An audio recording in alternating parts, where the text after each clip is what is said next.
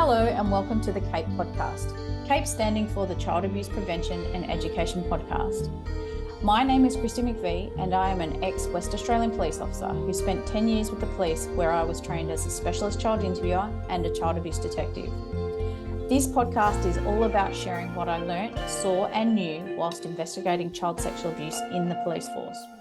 It is also about sharing the knowledge that I gained in that time that helped me with my own parenting of my then 2-year-old daughter. My mission is to help share my knowledge and to help you in your role as parents to keep your kids safe, along with guest experts in the field of child abuse prevention and education, both in person and online. Thank you so much for joining in on the fight to prevent child sexual abuse. Your kids will thank you for it.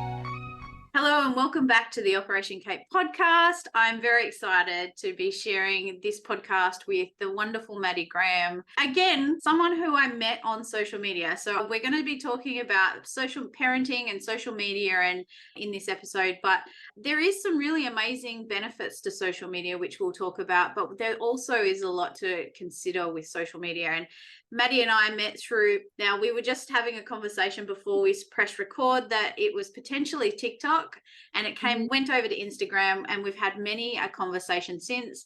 Maddie is a great advocate. She's an amazing human who has also started her own company, or let's call it a social enterprise, called Changing the Conversation. So I would highly recommend at the end to go and follow Changing the Conversation.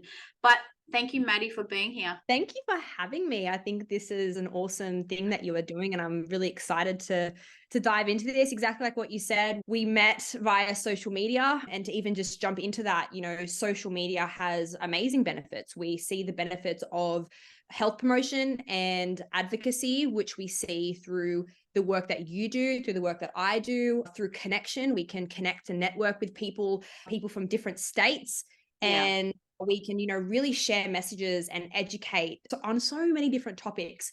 And then, like what you said, there's the other side of social media. So how did you get, we've had many conversations, and you've got an interesting story. So I'll let you explain it. I won't tell anyone what you've told me.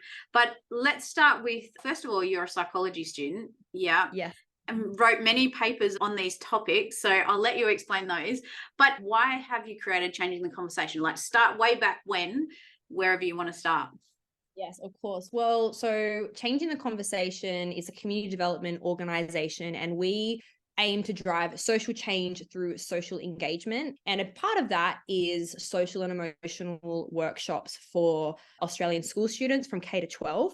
And the reason why I started is because I've always been, an advocate for well-being and feeling really good about yourself. And I just remember when I was in school, I had a situation happen and I reached out for help, and I was essentially dismissed and shut down, and there was no support. There wasn't any opportunity to have such an emphasis on social and emotional skills as there was with maths and geography and SIE at that time, which was, over 10 years ago. They had put such an emphasis on school uniform. And because I wasn't equipped with the skills to navigate life's challenges at that time, I had developed other behaviors which impacted my learning, it impacted my social skills, and it impacted so many other areas, which then developed into other coping mechanisms.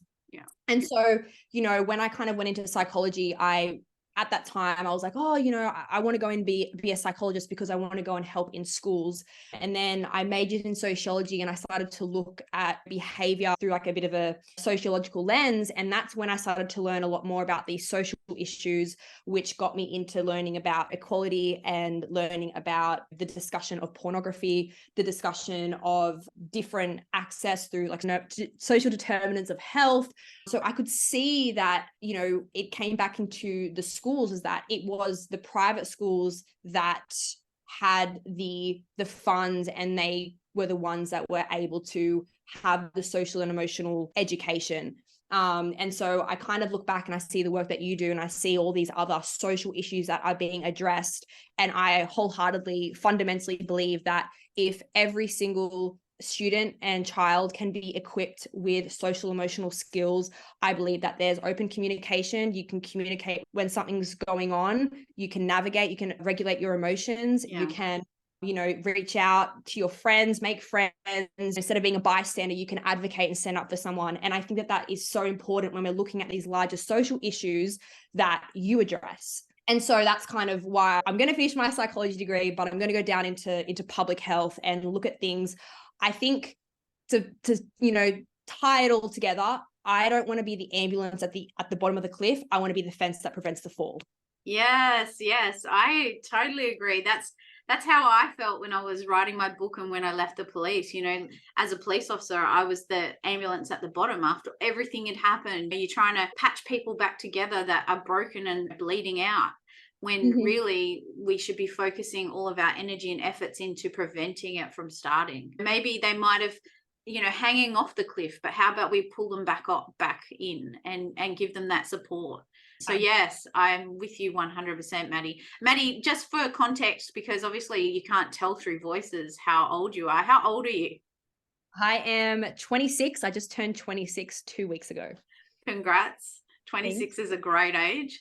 So, and I'm 42. So you've grown up with social media, and I didn't get my first phone until 19, which probably sounds crazy to you. So you pointed out some things like that, you had some issues going on in high school or in school that led to some behavioral changes and behavioral issues. Then you didn't have the support in that process. And so then it continued on, and it's not until you started becoming a psychologist or getting your degree that you went, was there a turning point in there? Like you went, that's why I did what I did, we've all been there. Absolutely. If we kind of go back, I was in year 8 when Instagram was originally released. Yeah. So I guess I'm going to call it an adverse childhood experience. I went through that when I was in year 7. It was within the first term of year 7. And that's kind of when everything kind of went haywire. And that was, I guess within the same year that social media was introduced. So I have not known what growing up without social media looks like. I have been on social media since I was in year 8. And so that was a big thing. Like we would follow friends, we would go to things and we would connect with people, but there was other sides to it. There was, when I kind of got to year 9, year 10, year 11, I was engaged in a lot of risk-taking behaviors. And, again, I kind of took a step back, and as I'm learning so much more, I can see why that I probably would have turned to other coping mechanisms, because I couldn't navigate this type of experience at that time. I didn't have that. And I'm really lucky that when I went to my new school, I developed an amazing friendship group, which I'm still friends with now. And I was a drama kid, I was very out there and very outgoing, but I'm also very well aware that there are a lot of kids that may not have that ability to make friends. And I wholeheartedly believe that your social circle and social support has such a big impact, I would say, on your social emotional well-being. So there was a turning point. The turning point was when I was learning more about abnormal psychology, and I was learning a little bit more kind of going through social behavior, and I kind of took a step back and looked at the developmental kind of what the issues were coming up at certain types of stages. And I sat there and I thought, that makes sense. But when you're in it as a kid, you're not going to be aware of that, because I definitely know that I wasn't, whether that's as perspective of denial, whether that is because you're trying to fit in and you're trying to find your thing. I just know that. So it was really interesting kind of taking a step back and thinking, that makes sense. And even when I'm speaking to school principals now and I'm speaking to teachers, there's a common pattern that is coming up in each developmental stage. So yeah. You talked about risk-taking behaviors and with social media and stuff like that. So how did that look for you? Like, I can imagine, I didn't grow up with social media. I feel lucky that I didn't grow up with social media. And I remind parents all the time, we need to stop being angry at our kids for doing things like taking risks online, because you know what, we did stupid shit all the time, but we just didn't have a phone that recorded it, or we couldn't share it online. Absolutely. So there's no evidence of what we did in our teenage years, but we did stupid shit. So what's your experience with some of that risk-taking behavior? I think I think my risk-taking behavior was probably more kind of going down the party end, to be completely honest with you. But in that same note is that I would then connect with people online. I would connect with people on Facebook Messenger. I would connect with people on Instagram, but you don't really know these people. And then we would jump on something called Omegle, and we would be, on this video site, and we would be seeing things that we should not have been seeing at that age. And we would just be wanting to connect with people, and you'd be speaking to randoms online. Complete strangers, yeah. So for any parents listening who haven't heard of Omegle, Omegle is a video chat app or website that basically one half of the screen is you and the other half of the screen is a random person, and the actual catch line is talk to strangers. And it's quite common even today for teenagers and young people as young as 10, 11, 12 to go on Omegle. And it is a pedophile's playground, basically. Would you call it that? Absolutely, I would. I think I saw too many things that shouldn't have been on there. And it was something that, like, you would be, you're hanging out at your friend's house and you're having a sleepover and you're wanting to do something really fun, and you're locked in your room you're not locked in your room, but you're in your room with your friend and you're on a computer, and you're suddenly, generating new people to talk to. And then you're seeing a man with his pants down and he's asking how old you are. And you think it's so funny. It's so much fun. But the issue is that this is where, if you think about it, we got to think of the protective factors. If you are for someone that has social support around them, compared to someone who is completely isolated and is looking to connect with someone because they need help, and then they connect with someone like this, that is a recipe for someone to, obviously, with grooming. And I think that they can then obviously say, oh, we can talk about it. Where do you live? I can be your friend. That is a big issue. And so I think of it, and I think that there was more the fact that there was just not really a care in the world from our end at that age, that younger age, because it was like this whole new world of meeting new people. It was just like, let's just have fun. And obviously from a developmental perspective, risk-taking behaviors is something that a lot of teenagers engage with. But I think that it's really important to be really aware of what that looks like and understanding what it is like from someone who is in that, because we saw it as fun and funny and we would laugh about it, and that was what it looked like. But in reality, I just genuinely can't believe that me or my friends ever even got onto that website, because then, they would send you other links and they would, try and get information from you. And when they tried to get information from us, we would click out.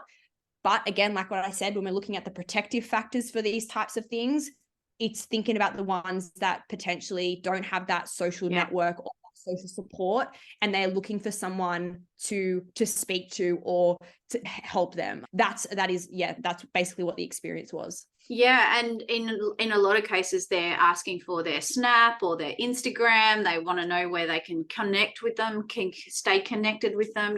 Like if you have a young person that has, like you said, no social support, is struggling, is looking for someone or looking for something to make them feel better, and they're not getting that at home, and they're on something like Omegle, then this is where that it opens the gateway for people to exploit children.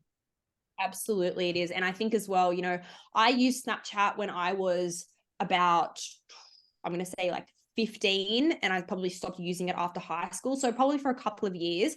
But I know that, again, Snapchat is still extremely popular. There is no, you've got Snap Streaks, which is, you're wanting to keep up with your friends, but anyone can add you and anyone can take screenshots. But also at the same time, if you need evidence, things are deleted, and people are just wanting, when we think about this from a safety perspective, it's very easy to hide behind an account. Someone can make out that they are someone. But the one thing that came up in a conversation a couple of weeks ago was the discussion of TikTok, because obviously TikTok also, it's kind of not, I'm not going to say it's similar to Omegle, but as in you've got random, popping up on your For You page all the time. And I was chatting to this mum, and she was talking to me about how her daughter and her friends are about the 13, 14-year-old, and they do outfit of the days, and they do, they film it at the local shopping center. And what I brought up to her is I said, it's really important that number one, you're really aware of, like, they are really aware of the geotagging, but I know that there's this idea of wanting to be an influencer and wanting to be, you know, getting free clothes and this other side. However, you don't know if someone is going to, from TikTok or any other account, is going to find who else is tagged in that. They know your location. They then see your Snapchat, you know, account username on Instagram bio, and suddenly you think you're talking to a friend. And that is the biggest issue, is that there is everything that is so interconnected, because so many accounts are, find me here, find me on YouTube, find me on TikTok, find me on Instagram. There's all this kind of going on. And it's, again, it's just so important to recognize that you just do not know who is behind these accounts, especially if you have random people adding you. Yeah. And I mean, I do talk about this and I do share, if anything, if your child has social media, please ensure that they don't have their Snapchat and their Instagram and their TikTok, so that they can follow them further. If it's a real friend, a true friend who knows you in real life, then you're going to be able to share that information with them and they'll be able to find you on those apps. But if you have in your bio your TikTok tag or your Snapchat name or whatever in there, then, you know, that's just giving someone who doesn't know you, a predator, free access to find you. And, you know, you might not share stuff. You might be very careful on TikTok to not share your location and your information, or you might be really careful over on Instagram, but you might be not so careful on Snapchat. And then this friend or person has followed you from one to the other. Yeah, I share that all the time. I guess the thing is that you've grown up with this and you've actually seen the worst of what can happen. You've reflected and you've gone, hey, like some of this stuff was really actually not safe. But you had a really bad incident about a few years ago, yeah? I've actually had a few experiences. So I'm from the Shire in Sydney. And so when I left high school, I guess when I think about my Instagram account, everyone that I'd followed on there was from the local area. So it was some local area, you go to parties, all of that. And then I started a business in the Shire as well. And so what had happened is I had, you know, developed a public account, and this was where my place of business was. I did exactly what you said just not to do. There was, find me on this page, find me on this page, but you're running a business, right? That's what we see with a lot of local business owners. And we think about, you know, young entrepreneurs that are developing their business. We're like, okay, well, this is where you can find me. However, I remember that what had happened is, over a couple of times, there was one incident where I was kind of underneath the car park at the place that I worked at. And what they had done is they kind of admitted it a bit later, but essentially they kind of had waited for me underneath the car park, and they had realized that I'd held a workshop from like 6 till 9 because I'd advertised that I had an event at this location, and they followed me on Instagram, and they were just kind of like waiting for me to finish because they really wanted to talk to me. And obviously I was really spooked out, but this was all the way back in 2018, 2019. And then there's been a couple of other instances where I would be walking out in the city and I would get a message saying, I've just, you know, was this you crossing a road here? I just saw you, etc., etc. Now, it's okay when it's a friend that, you know, I just drove past you. Hope you're having a great day. But the issue is that every single person that has messaged me on this, I don't know who they are. Some of them don't even follow me, and some of them don't even have a picture in their display, you know, in their display icon. So what you're talking about is that you've got people that don't know you, who either have seen your post or followed you or whatever, and this person who was waiting for you in a car park was someone who was following you on your Instagram and knew that you were holding a workshop, etc. Yes, and it finished at How night time. fucking scary is that? Very scary. And obviously this really spooked me out as well, because, you know, they had approached me and they had talked to me, and I didn't know who they were, but they knew a lot about me. And obviously the discussion about when you have a public account, people are going to know about the events that you do. And I totally get that. However, why it spooked me was because they knew so much about me based off the fact that they've been following me for a very long time. And that was when it really kind of like, I was like, oh, that's a bit weird, but I guess I'm running a business. So, and I just really kind of invalidated it, because I was like, oh, I guess, you know, that's really strange. But then other situations had happened, you know, actually quite recently, even when I was in Melbourne and I was in a different state, that also happened to me, where someone recognized me from TikTok and they were like, oh, is this your local coffee shop? We should get coffee sometime. And I guess from one side, I see like, I love connecting with people. I'm a social butterfly. I would love to get coffee with everyone. But at the same time, being really aware of, unfortunately, we do have to be very well aware of our safety. I'm 26 and I'm very self-sufficient and street smart. But if we kind of put it into a bit of a different context and think about the young ones that are putting out their TikToks and they're all about social media and they start talking to someone online, you just don't know, even people that may not even follow you and you may be on a public account, you just don't know who's watching. And as well, like I have, I think there was, when I was actually a bit younger, I had someone follow me from the gym and they had like basically like followed me back and to like my house. And I remember I brought it up with my friends and this person drove a yellow car. And I remember it would just always I'd think about this yellow car. And I think it's just really important to recognize that, like, although social media has its great benefits and for advocacy and connecting with people and connecting with long distance family members or friends that live in another state, it's great to stay connected with them, but really be aware of the other side that can happen, because you don't really know people's intentions. People can turn on you like that. Yeah, totally. And I mean, I guess it raises the question or raises the thoughts. Okay, what should we be sharing online? And how much should we be sharing of our lives and our children's lives online? Like, we've had conversations about parenting, oversharing our parenting journeys and sharing too much about our kids, because I guess we've got to remember that every time we share a photo, every time we share a video, every time we share anything online, like something, look something up on Google, those apps are sharing it between themselves. And once we post something online, we no longer have the intellectual property rights over it. It belongs to Snapchat, TikTok, Facebook, Meta, whatever you want to call it.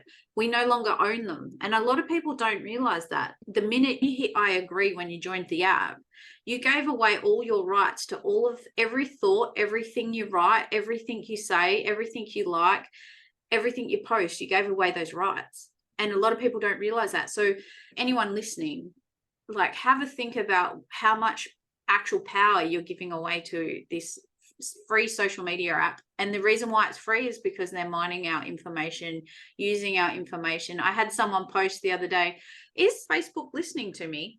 Because they had an ad that was targeted towards something. And I said, yes, so they are. If you have your phone open on Facebook and you're scrolling and you're talking to your spouse or you're talking to your friend and you're talking about, hey, I need to go and buy some cat food, or hey, I look up flights to Greece, for instance, which I do all the time. I look up flights for things. It's going to then retarget ads to you straight away. Even Google talks to Meta. So, everything we do and everything we post is no longer ours. But in the sense of you're just speaking, like, if you're posting pictures of your kids online and you're not doing it carefully and you're not taking care of who's a friend and who isn't, you mentioned earlier that you added people that you didn't even really know. Yeah, 100%. And I'm still removing people to this day because my Instagram blew up really quickly. And it's kind of, you think about when you're running an organization or you're running a business or you're wanting to advocate a certain message, we think of a lot of politicians, or it's kind of like build a brand and get the message out there. Then there's the other side, which is like, oh, hold on a second, all these people are going to know so much about me. But I think, what I kind of see in the media a lot of the time is there's a lot of celebrities that refuse to post their kids online. And there's the argument of we don't want people knowing what our kids look like. There's the other argument, which is they haven't consented to us posting about them online, or chosen to be famous. We're famous, they're not. Like, it's a choice. And you got to think about it from that perspective. Like, doesn't matter that you're not a celebrity, you're still sharing. Absolutely. And, obviously with the discussion of AI, obviously something came out a couple of weeks ago where they had used an AI photo of a child and they generated exploitive content with an AI generator.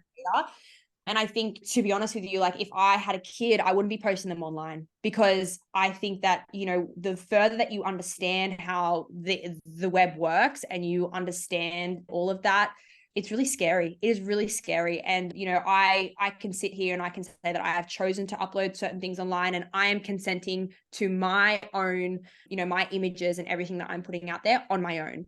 But again, when we're thinking about child safety, we're thinking about who we're sharing it to. I think that, you know, if you're super private and you've only got, you know, family members on there, I don't think there is an issue. It's just more, again, I'm thinking the people that are my age that I have gone to parties with, and I've, you know, known them from like year 9, year 10, and I probably haven't spoken to them in 6 years. It's when they're getting to that stage now where all they've known is share their, you know, their social media, and they're putting up images of their newborn child in, you know, really cute outfits. And of course it's like, oh, if I know this person personally, it's so cute to see, it's great to, you know, stay connected. But when the other day when I saw, you know, this girl that I haven't even met before post up her child in a school uniform, it's things like that, you know, when they can identify what school they go to, what their name is. I'm sitting here and I'm thinking, I hope that there is not someone, you know, out there that is following this person that would take advantage of that image or that information that she shared. Yeah, because we don't know who's got, you know, who's attracted to children. I did an online workshop for some teachers and for a school last night, and you know, one of the things that I kept saying to them is there's no one look, there's no one smell, there's no one identity of a person who's attracted to children, or a person who has nefarious thoughts about young people, or, you know, it's quite scary when you work in the spaces we work in and you've dealt with the things we've dealt with, that you start to really question. I stopped posting pictures of my daughter without her consent about 3 or 4 years ago. I actually regret some of the posting that I did when she was younger, because she was so little and she didn't actually have a choice. And I just used to post because I was proud. I was a proud mum. But about 3 or 4 years ago, I just went, you know what, this is wrong. Like posting pictures of my child without her choosing to have those posted, you know, they're my friends, not her friends. It's my choice, not her choice. And anything I post now is with her consent. She's nearly 16 now, but I say, hey, is it okay if I post this photo? And I get her to have a look at it. And, you know, one of the things that I ask parents when I talk about this stuff is, who are you posting those photos for? Is it because you want the world to see them? Or is it because what is more important to you? Like, I guess, you know, and it's not, I'm not here, and I know you're not here shaming anyone. We just want you to be really, really careful about what you do with your child's images, because they are being used by people. And a couple of podcasts ago, I think Jessica from ClickSafe Intelligence, she goes onto the dark web and she scrapes it for information about how pedophiles and predators are preying on children. And she's using that information to be able to educate people. And one of the things she said is that they are actually using kids' photos as material for them. You know, they don't actually need to go looking for child exploitation material or child sexual abuse material, because, and she openly states this, because they say parents are willing to post their kids online and that is enough. Yeah, absolutely. I fell into this rabbit hole not too long ago, but basically if you look up young girls or, you know, young boys on Instagram, you go to the explore page, you're going to find a lot of pages of infants, toddlers, very young children, and all you read the comments and it is horrific. It's disgusting.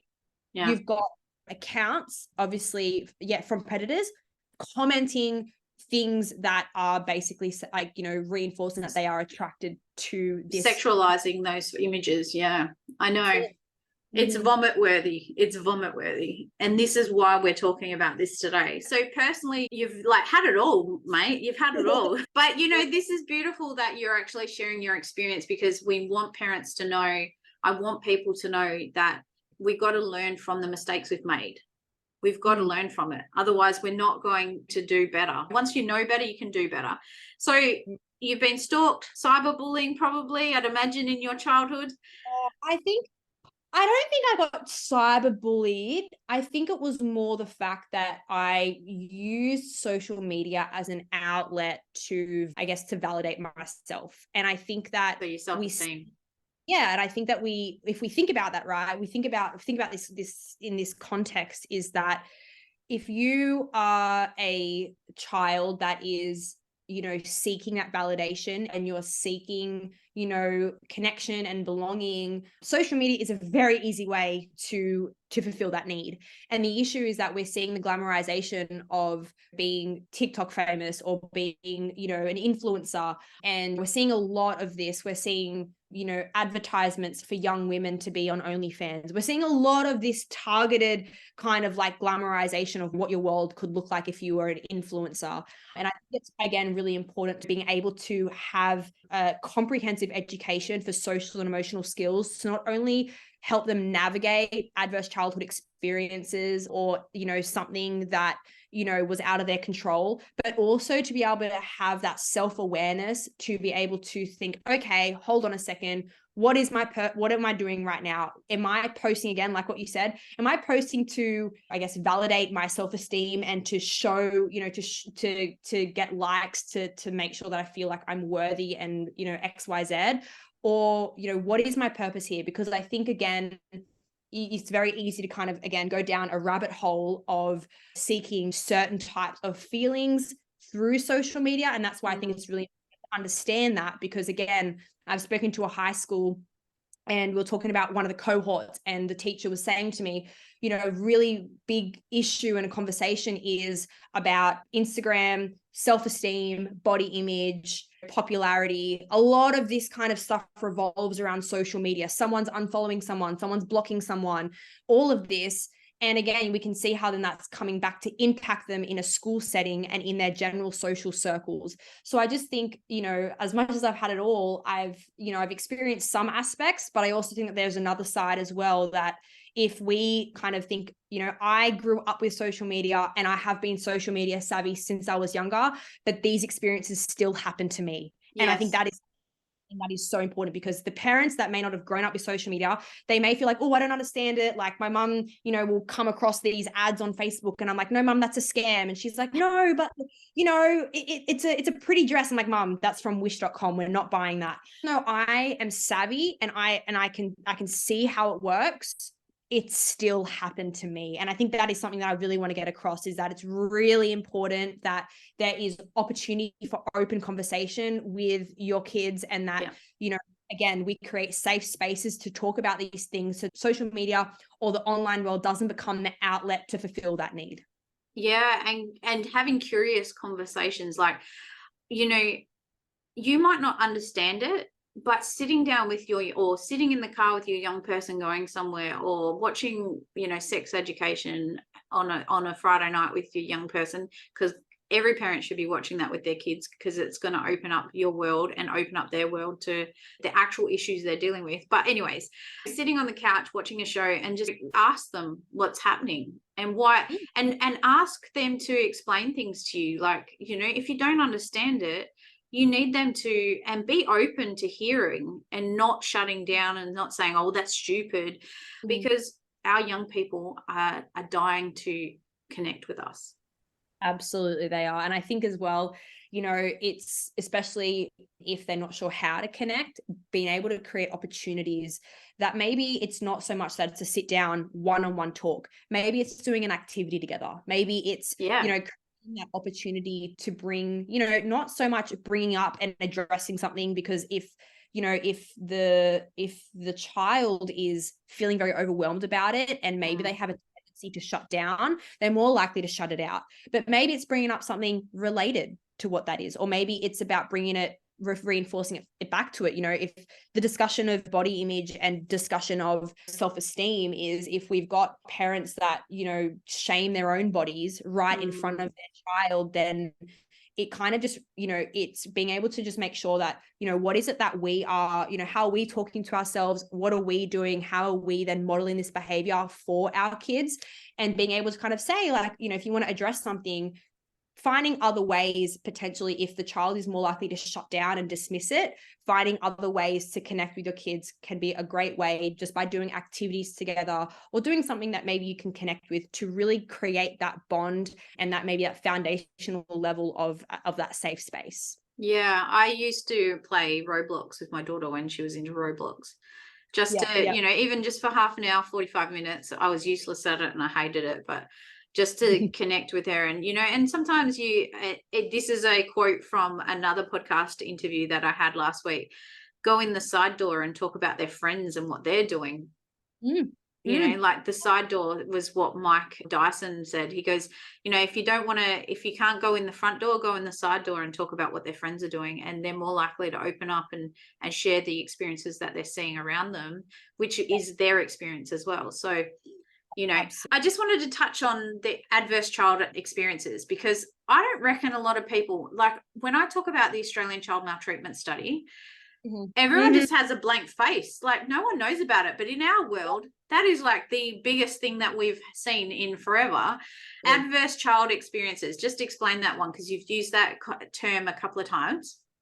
Of course. So adverse childhood experiences, they can be referred to, an experience that can be seen as traumatic to the individual throughout their childhood. So an example of an adverse childhood experience could be, a death of a parent, separation. It could be a natural disaster. It could be a family member or a sibling getting, having a terminal illness. It could be an accident. It could be, anything. Domestic violence, witnessing domestic violence. I mean, some of the adverse childhood experiences that we generally work with is like physical, sexual abuse and neglect.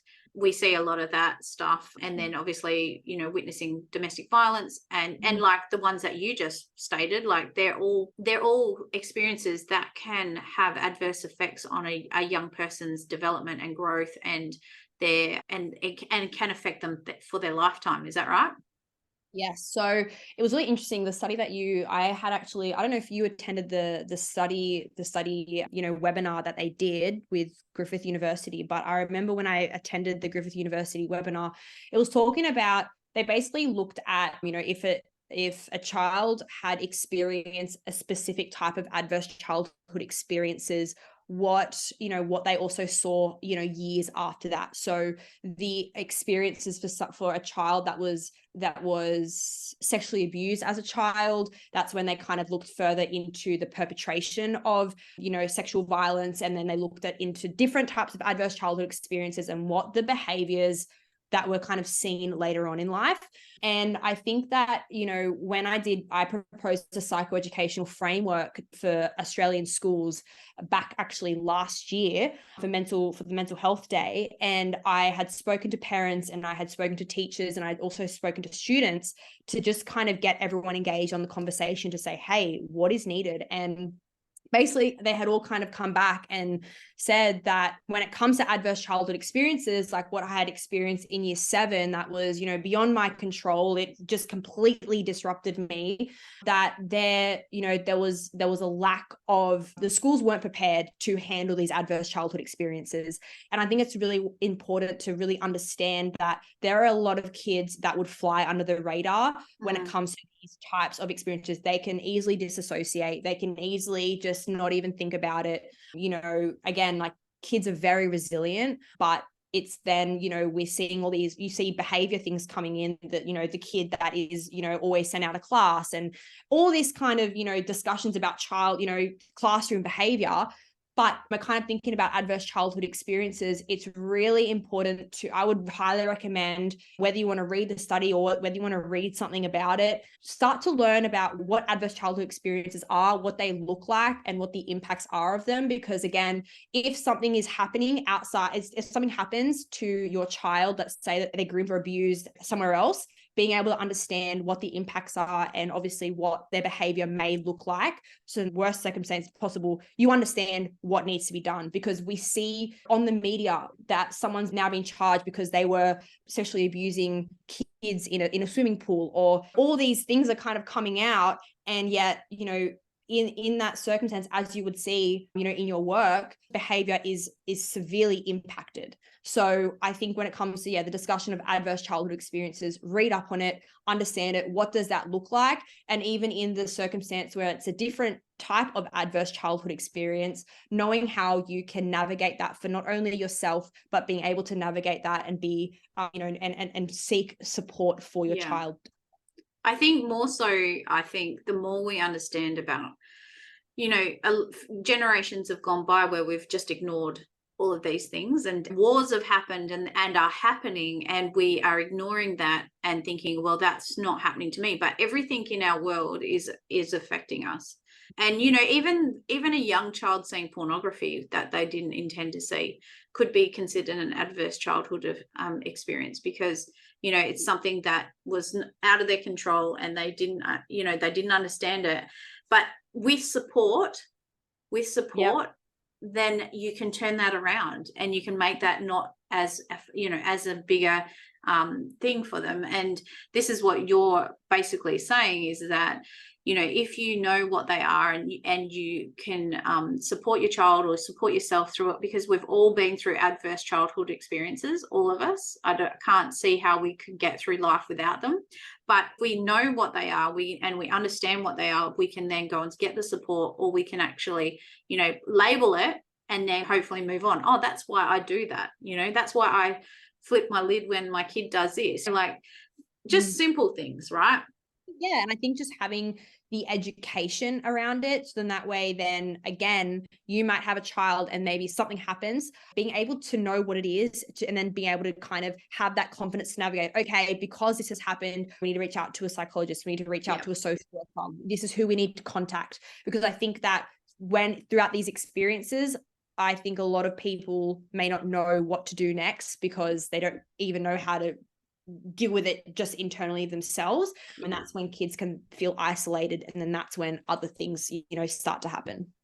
Yeah, I totally agree. And one of the questions I get all the time is, how can we help, how can we stop child sexual abuse? I mean, obviously my main focus, my main aim is on child sexual abuse, and obviously online and in person. But how can we stop it? What's the answer to these questions? And it was only recently, like in this last 6 to 12 months, because I had no idea. Like, I know that we can prevent it. I know that through, protective behaviors and talking about it and awareness and all of this stuff, all the stuff that I'm doing, you're doing, we can prevent it. But someone said to me, how do we stop it? And I said, and it only just came to me, is that if we can help parents be better parents, and we can help them heal from their own traumas, so that they can't bleed it onto their kids, and then their kids don't bleed it onto it will literally slow us down if we had more parental support and parental help, and we identified what we needed, we got the help, then we're going to be better parents, we're going to have better childhood experiences. It's a flow-on effect, right? Absolutely. And I also agree, kind of based on that as well, is I guess that's kind of like why I do what I do. I think that if we can equip children with the essential social emotional skill set, and they know how to effectively communicate, they know how to identify when something's wrong, they know how to regulate their emotions, I think that kind of goes hand in hand with what you're saying and your mission as well. Because, I think that every single child deserves a safe environment, internally and externally. And I think it's devastating, the work that you've witnessed, during your workspace. And I think that if we can just help one parent, we can help one person, that's one more person that, we can do to make that change. Yeah, totally.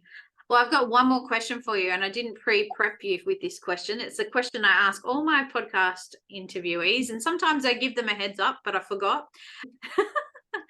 So my question is, when I was writing my book, I used to think if parents knew what I knew, they would do things differently, right?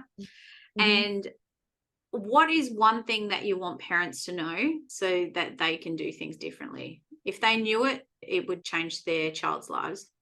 I'm going to have two things. I'm going to go back onto the social media thing. First things first, I think that it's really important that you think about what you're posting. Really important. Think about what you're posting, and just be aware of maybe what your kid is posting as well. If they have their own social media account, who they're following, just have that open, honest conversation about it, because we might think they know that there's so much learning to do with social media, but kids growing up with technology are extremely savvy. So I think it's just, having that open space to talk about social media and the safety around it, so important, and being really engaged with that. and just being able to have, that safe space for kids to be able to reach out to you and say, hey, I've had this random person add me online. Do you know this person? They're saying they're a friend of yours. Just being able to have the safe space for open conversations is really important. And my second tip would be that it's really important that you create a connection that, if you find that your child is to act out, or they're having, their behavior is starting to change, instead of shaming them and telling them that they're a bad kid and saying things that might isolate them, just be aware that there could be other things that are going on. And that's a very vital, I guess, timeline in the sense of being able to come in and for them to open up to you, because things could be happening at school. Something could have happened, else online, something could have happened. And I think that where what I listen to when I speak to parents is parents obviously get frustrated that their kid is now having these meltdowns and they, they're acting out and there's all these big behavioral changes. But if we can take a step back for one moment and think, okay, what is happening underneath? Something else could be happening. So instead of shaming them, create a safe space for them to actually talk to you. So important, because if something has happened, it's really important that they have that connection with you, just so whether it's reaching out to the school or whether it's reaching out to actually other support, really important, because so many kids then become isolated and then they seek that connection through somewhere else, which can be seen online. Yeah, I'll add to that. I've been triggered. It's very triggering when your kids are acting out behaviorally, and and sometimes we just act how our parents acted, right? We just snap how our parents would have snapped. But I don't think any parent wants to be that parent, especially if you're listening to this podcast. You're not a horrible person. You're going through your own shit. And also, if you do say something that you regret or you're not okay, like that's damaging or you might actually have done harm, just go and apologize and say, look, I'm responsible for my feelings and what I do. You're responsible for you. How I acted was really badly. I shouldn't have reacted like that. What's going on? I think just owning up to when we do react, I think that can solve a lot of issues as well, even when in the moment. I've got a fairly reactive teenager and she's been going through hell last few years, and I haven't always acted in the best ways, but the one thing that I've always maintained is that as long as we go back and we repair, we can turn around that thing. And then when you're being vulnerable and sharing that you're not coping very well, then that gives them an opportunity to be vulnerable and share as well. So and I think it shows that it's okay to not be okay. And I think about the stigma surrounding mental health or talking about feelings, like, I think a lot of parents have this big high expectation about being a superhero parent all the time, but you're navigating being a parent, that is already and a human. Exactly. You both are human, yourself, your partner, your child, you're all human. And I think it's really important to think about that the entire time. Yeah. Well, it's mate, you haven't got kids yet, but it's freaking hard. I don't. I have a cat, and that she stresses me out enough. I see I approach her and I'm like, she's screaming and I'm like, oh my gosh, I can't imagine what it was like to be my mother. Like that, my cat stresses me out if she doesn't even come back by a certain time. I'm like, this is a lot. Yeah, don't have kids if you're worried about a cat. Oh my goodness. I will, just share where people can follow you, or what we've just talked about. Don't follow people, random strangers, but Maddie is changing the conversation. So she's over in New South Wales and she's going into schools, and maybe someone listening from New South Wales might want to engage you from a school. So tell them about that. Yeah, of course. Yeah. So Change This Conversation, that's my organization, and we want to create change through social and emotional well-being and create social change when it comes to these social issues. So you can follow me, Changing the Conversation, on Instagram with a double N at the end. And we provide workshops from K to 12, surrounding all different areas when it comes to friendships, emotional regulation, bullying, life after high school. We do leadership, we do relationships. There's a lot of different areas within this, and they are developed by a psychologist. So we have different lesson outline plans for each grade and each stage. So you can follow me on there. And if any teachers or anyone wants have you got a website? You got a website? It's under development at the moment. So soon. soon to be released. It will be www.changingtheconversation.com.au, but it's under development. So we've got an Instagram page at the moment. Yeah, cool. No, it's like that. When you start a business, it's very time consuming, and you're still studying and you're still doing all the things, and you're out in the community. Like at 26 years old, you've got a lot happening. So I don't blame you for the fact that it's still under development. Thank you. Yeah, no, it's going to be very fun, and we've got, workshop facilitators that are joining the team, and so I think it's going to be a really fun year of making a difference to these students' world. I'm excited for you, Maddie. So thank you so much for being on my podcast, and let's keep having these conversations, hey? I agree. I love it. Thank you so much for having me, and yeah, I'm excited to see what's the next step for you. Oh, yeah. Well, you'll never know. Well, you will when it comes out. Love it. Thank you.